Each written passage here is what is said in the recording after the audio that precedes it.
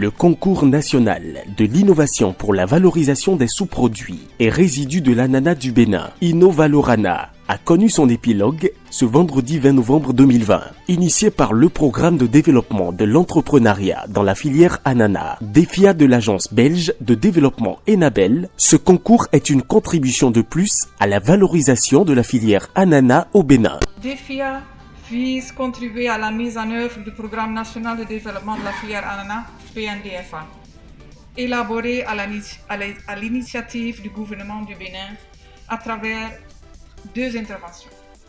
La première intervention DEFIA vise le renforcement de manière inclusive et durable les chaînes de valeur ajoutée ciblées, leur positionnement sur le marché et la professionnalisation des agri-entrepreneurs y impliqués. La deuxième intervention de DEFIA œuvre pour la création d'un environnement favorable au développement des chaînes de valeur ajoutée ciblées et à l'innovation. L'idée est déjà géniale. Pensez à ne pas tirer seulement le fruit de l'ananas, mais cherchez à valoriser ses résidus. Vous rendez au moins deux services. Au moins sur le plan environnemental, vous nous permettez au moins de ne pas nous souiller, d'avoir une bonne respiration, de jouir d'un bon environnement. Et sur le plan économique, ce qui est appelé à être jeté, vous lui donnez de la valeur. Vous créez de l'emploi. 45 dossiers de projets avaient été soumis suite à l'appel à candidature. Un comité d'analyse composé de l'Agence territoriale de développement agricole Pôle 7, de l'Association interprofessionnelle de l'ananas du Bénin et du programme DEFIA ont visité tous les projets éligibles et ont présélectionné finalement 10 dossiers afin de retenir les meilleurs projets d'innovation.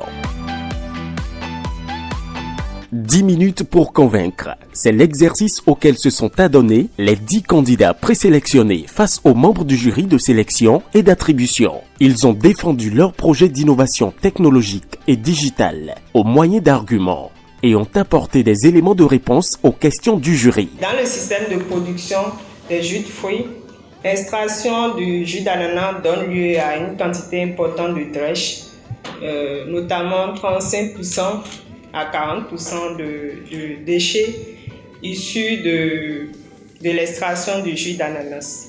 Et par rapport à ce marché, si c'est déjà testé, ça vous permet de transformer quelle quantité de déchets? Concernant les déchets, l'ananas, on a produit le jus d'ananas, le cœur d'ananas qui est à l'intérieur. Souvent, c'est ignoré. Pour le sécher aussi, c'est ignoré. On n'utilise pas le cœur de l'ananas pour faire l'ananas séché. Vous savez parler du déchet. Ça rentre dans les déchets. Cette provente, pensez-vous que ça réglera réellement le problème de transhumance? Nous avons remarqué que les éleveurs locaux, que ce soit les éleveurs de porcins, de bovins, de caprins, sont confrontés à l'importation massive de proventes pour l'alimentation de leur bétail. Alors, face à cette problématique, l'entreprise Mouscal propose de mettre en place une unité de transformation et de production de proventes à base de résidus d'ananas. Les 10 candidats ont planché. Le jury se retire, puis délibère. Chers récipiendaires, les 5 projets qui ont plus retenu notre attention. Il s'agit des projets de production de champignons à base des déchets de transformation de l'ananas, valorisation des résidus de l'ananas à travers la production des fertilisants organiques de meilleure qualité pour une agriculture écologique et intensive dans les zones urbaines et périurbaines du Bénin. Production et commercialisation des biscuits à base des drèches issus de la transformation de l'ananas pour faciliter et améliorer l'alimentation des enfants. Production de provende animale à base de résidus issus de la transformation d'ananas. Production de poudre d'ananas à partir de la pulpe et du cœur séché d'ananas. Le compost, c'est un fertilisant organique qui permet de produire tels que des fertilisants chimiques.